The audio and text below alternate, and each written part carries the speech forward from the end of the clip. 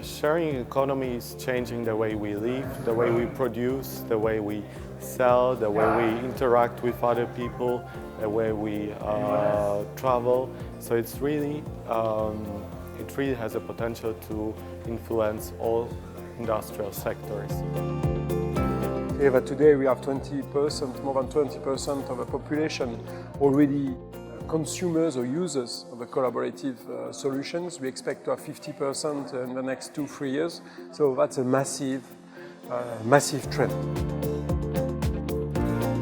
It's disrupting industry and commerce as we know it, and with good reason and for good purpose. It's about enabling people to trade and swap and share and exchange idle assets, idle resources. They could be human, intellectual and physical, and ultimately make a more efficient world that really is beneficial to people and planet.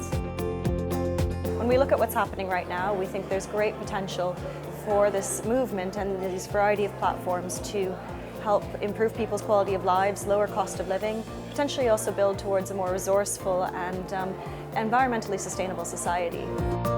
From the point of view of society, I look at two things. One is economic, creating value.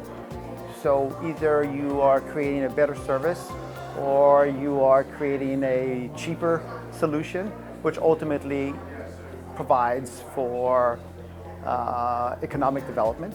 And then the one is social.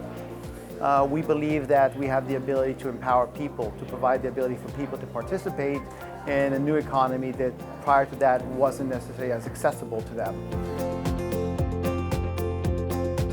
The difference in regulation in certain countries, like if you take crowdfunding, for instance, you can have very, very different regulations and rules for crowdfunding platforms. And when a platform wants to scale across borders, for instance, they can have to restart completely again from scratch, and that's very hard. The collaborative economy is definitely enabled by technologies.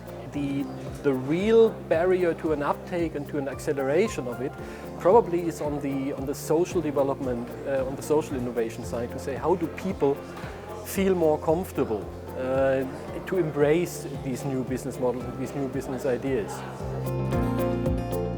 So we need to invest in ways that recognize that many early movers are going to fail and spread investments across a broad range of different companies that are experimenting with new technologies.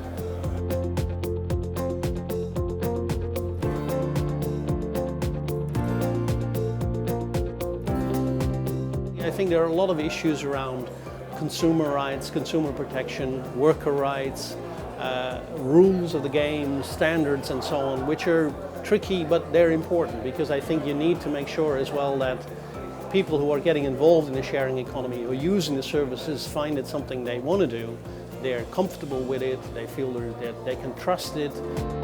And what I think would be really beneficial would be that it would be a common policy in things like tax and insurance for all the EU countries, so we could really create this one big market where these companies can operate so they wouldn't face these huge challenges whenever entering new markets, and when the same platform should be able to work in all the different countries without making lots of country-specific adjustments.